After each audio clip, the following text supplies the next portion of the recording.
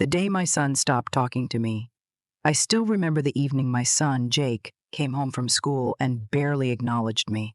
I greeted him with a warm, "Hey, how was your day?" But all I got was a shrug before he disappeared into his room. At first, I brushed it off, thinking maybe he was just tired. But as days turned into weeks, I noticed a pattern: short answers, no eye contact, and a growing distance that made my heart ache. One evening, I made his favorite dinner pot roast with mashed potatoes and called him to the table. He mumbled, "I'm not hungry," and kept scrolling on his phone. That was my breaking point. I felt the anger rise in my chest. How could he be so disrespectful? I wanted to demand answers, to lecture him about manners and appreciation. But then I took a deep breath. I remembered something I had read about handling these situations with patience, not frustration. Instead of yelling, I sat down next to him and simply said, "Jake, I've noticed you've been distant lately. I just want to understand what's going on." He didn't respond at first, but I stayed calm and waited. Eventually, he sighed and admitted, "I just feel like no one listens to me. You always tell me what to do, but you never ask what I think." That hit me hard. I had been so focused on parenting that I had forgotten to listen. From that moment, I made a commitment to change. I started asking him about his opinions, giving him space to express himself, and setting clear but respectful boundaries. I let him know that while I expected respect, I also valued his feelings. It wasn't an overnight fix, but little by little, our communication improved. Looking back, I'm grateful I didn't let my frustration take over. If I had reacted with anger, I might have pushed him even further away. Instead, by staying calm, showing understanding, and setting firm yet fair expectations, I was able to rebuild our connection one conversation at a time. That night, after our conversation, I lay in bed, replaying Jake's words in my mind. "You always tell me what to do, but you never ask what I think." It stung, but it was the wake-up call I needed. The next morning, I made a small but conscious change. Instead of the usual, "Hurry up, Jake, you're going to be late," I simply asked, "What's your plan for today?" He looked at me, a little surprised. "Uh, just school, and then practice," he said. I nodded. "Sounds like a busy day. Let me know if you need anything." It was a small moment, but I could feel something shift. Over the next few weeks, I kept focusing on three things: staying calm, listening more, and setting boundaries with respect. When Jake rolled his eyes or gave short answers, I resisted the urge to react emotionally. Instead, I'd pause and ask, "Is something bothering you?" Sometimes he'd shrug it off, but other times he'd actually open up. One afternoon, I got home from work and found Jake sitting at the kitchen table, his books spread out. "Hey," he said, before I even had a chance to greet him, "can you help me with this history paper?" I almost dropped my coffee. He was asking for my help? That moment made every effort worth it. It showed me that change doesn't happen overnight, but with patience and consistency, it does happen. For the first time in a long time, I felt like I wasn't just talking at my son, I was talking with him. And if I could do it, anyone could. So if you're feeling unheard, if your child is pulling away, don't lose hope. Stay calm. Show understanding. Set clear but fair boundaries. It won't be easy, but trust me, it's worth it. Because one day, you might just find your child waiting at the kitchen table, looking up at you and saying, "Hey, can we talk?" That evening, as I cleaned up after dinner, I couldn't stop thinking about how far Jake and I had come. A few months ago, I felt invisible, like no matter what I said, my words bounced right off him. Now we were having real conversations. It wasn't perfect, but it was progress. I sat down at the kitchen table and thought about what had worked.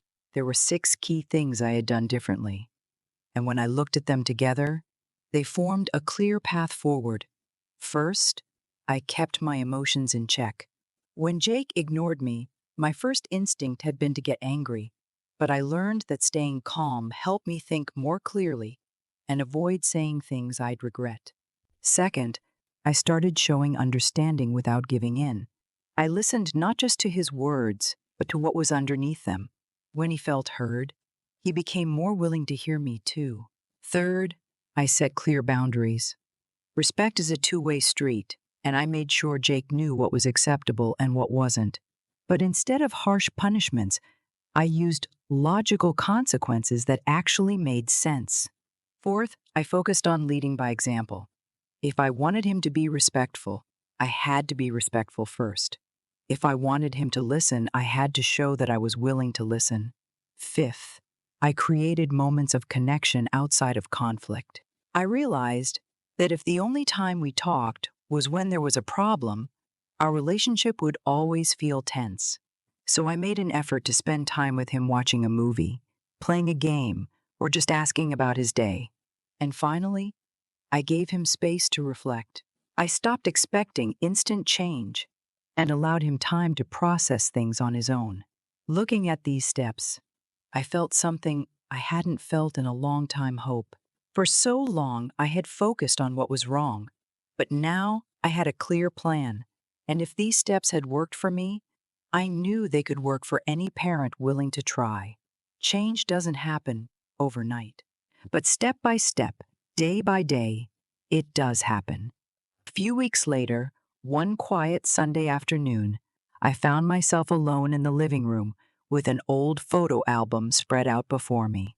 As I flipped through the pages, memories of the past, especially the times when I yelled at Jake, came flooding back. I couldn't help but feel a mix of regret and self-doubt. I began to question, was I ever truly doing right by him?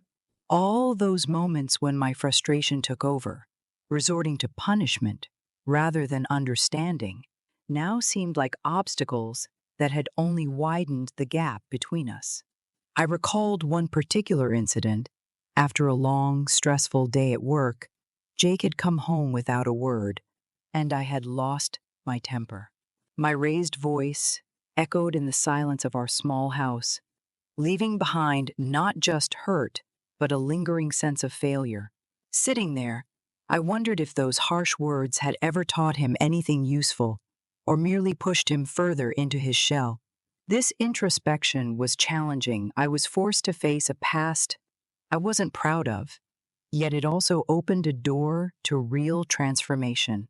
That day, as the afternoon sun filtered through the windows, I revisited the 6-step method that had begun to reshape our relationship. I realized that by keeping my emotions in check, showing genuine understanding, setting clear boundaries, leading by example, creating meaningful connections, and giving Jake the space to reflect, I had carved out a new, hopeful path forward. The clarity of these steps filled me with renewed purpose. Instead of dwelling solely on the problems, I saw a clear direction to mend our bond. Despite the weight of my past mistakes, a spark of inspiration grew within me. I recognized that every moment of self-doubt was also an opportunity to improve. I vowed to continue practicing patience and empathy, and to let my past guide me rather than define me. Yes, I felt challenged by my previous approach, but I was determined to transform those lessons into a foundation for a healthier, more respectful relationship with Jake, one conversation at a time. As the days turned into weeks, I began to notice a subtle yet profound shift in our daily interactions. One crisp Saturday morning, while I was enjoying a 12-ounce cup of coffee, Jake unexpectedly sat down next to me at the kitchen table. He wasn't buried in his phone this time. Instead, his eyes held a curious spark. "Mom, can you help me figure out this math problem?" he asked, a hint of vulnerability in his tone. In that moment, I realized that our new approach was slowly breaking down the barriers between us. I started keeping a journal to record every small breakthrough. I noted how, when I took a deep breath before responding, our conversations became calmer and more meaningful. I observed that Jake was gradually opening up about his day, sharing his worries and triumphs. Each positive interaction fueled my curiosity. Could these 6 steps be the key not only to rebuilding trust with Jake, but also to transforming our family dynamics for the better? My heart swelled with hope and determination. I found myself eager to experiment further. I began to test new ways to integrate these methods into our routine. One afternoon, I invited Jake to join me in setting up a question hour after dinner, a time when we both could ask and answer questions without judgment. His initial hesitation quickly gave way to enthusiasm, and soon we were laughing and sharing stories like old friends. This transformation sparked a burning desire in me to share these insights with others. I started thinking about creating content that could inspire other parents facing similar challenges. I imagined a community where every parent felt empowered to communicate openly, where the simple act of listening and setting respectful boundaries could mend even the most strained relationships. If you've ever felt the sting of feeling unheard or wondered if your approach to parenting might need a change, I encourage you to give these steps a try. My journey with Jake taught me that real change begins with curiosity, a willingness to experiment with kindness, patience, and genuine understanding. Who knows? A small shift in perspective might just be the key to unlocking a stronger, more heartfelt connection with your child. It was a typical weekday evening, and as I was preparing dinner, I reflected on how much things had changed between Jake and me over the past few months. There was a newfound calm in our home, a sense that I was finally in control of the situation without resorting to yelling or harsh discipline. I recalled the days when frustration would get the best of me, and every misunderstanding ended in raised voices and lingering resentment. Now, armed with a clear 6-step method, I knew that true respect wasn't enforced by control, but earned through calm communication and understanding.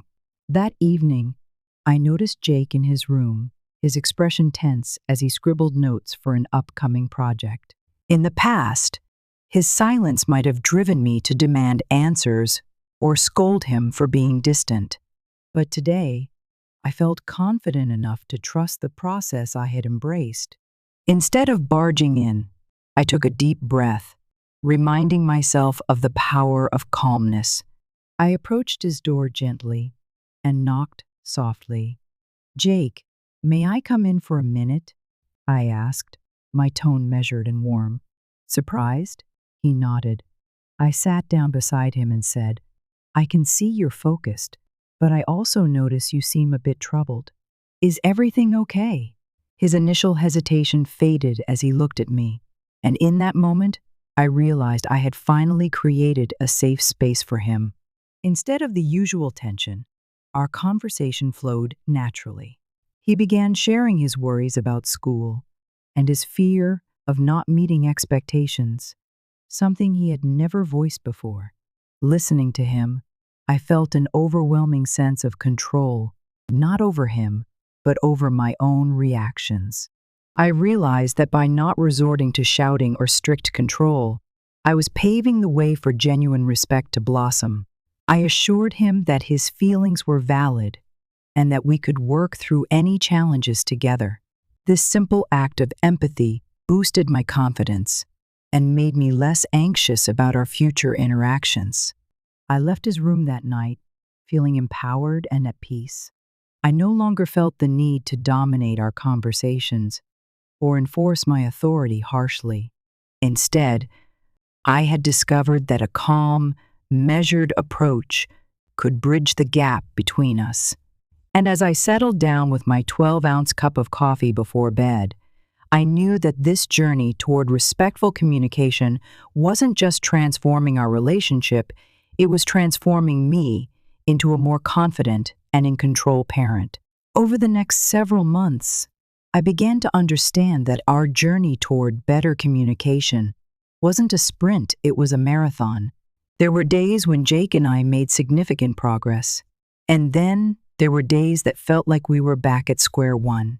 I learned to remind myself that real, lasting change takes time and patience. One chilly autumn evening, as I sat by the window watching the leaves drift slowly to the ground, I reflected on our progress. I remembered a time not long ago when a simple conversation about his day would quickly turn into a heated exchange. Now, although our interactions were more peaceful, there were still moments of silence and misunderstanding that tested my resolve. I realized that expecting immediate perfection was unrealistic. Instead, I needed to embrace the slow, steady pace of change and celebrate the small victories along the way. I began keeping a journal where I recorded every tiny improvement, like the day when Jake hesitantly shared his thoughts on a school project or the afternoon we spent laughing over a board game. Each of these moments, no matter how small, reaffirmed that our efforts were working. The 6-step method was gradually transforming our relationship. Even if the progress wasn't always dramatic, I started to understand that setbacks were not failures, but rather part of the natural ebb and flow of change. One evening, after a particularly challenging day, Jake walked into the living room with a weary expression. I could sense his frustration, and instead of reacting with impatience, I sat with him quietly. We talked about our day, and I listened as he vented about his struggles at school and with friends. In that moment, I realized that giving him the space to express his feelings was as important as celebrating our successes. It reinforced my belief that a long-term perspective, built on patience and understanding, was the only way to truly rebuild our connection. By adopting this patient approach, I began to feel less pressured by the need for instant results. I became more compassionate toward myself and Jake, understanding that meaningful change unfolds gradually. This long-term vision not only eased my anxiety, but also deepened our bond. I learned that every day offered a new opportunity to grow, and that lasting respect and trust are built over time, one deliberate, patient step at a time. If you found my story inspiring and the tips helpful, please hit the like button and subscribe to my channel. Your support means the world to me, and by subscribing, you'll join a community of caring parents dedicated to building stronger, more respectful relationships with their children, one patient, thoughtful step at a time. Don't forget to click the bell icon so you never miss a new video. Reflecting on my journey with Jake, I've learned that genuine change in our relationships requires a blend of patience, empathy, and consistent, respectful communication. Instead of resorting to anger or strict control, I discovered that remaining calm and actively listening creates a space where understanding and mutual respect can grow.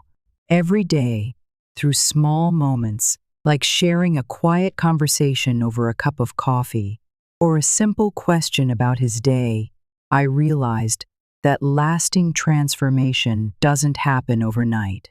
It unfolds gradually, one thoughtful interaction at a time. By setting clear boundaries and leading by example, I began to see progress not only in how Jake responded, but also in my own sense of control and self-awareness. I learned that acknowledging my past mistakes, rather than suppressing them, was key to paving the way for a more harmonious relationship. These lessons extend far beyond parenting. They remind us that whether in family, work, or friendships, meaningful relationships are built on the willingness to change slowly and deliberately. Embracing this patient, Measured approach can help us overcome immediate frustrations, empower us to lead with compassion, and ultimately foster deeper, more fulfilling connections in every aspect of our lives.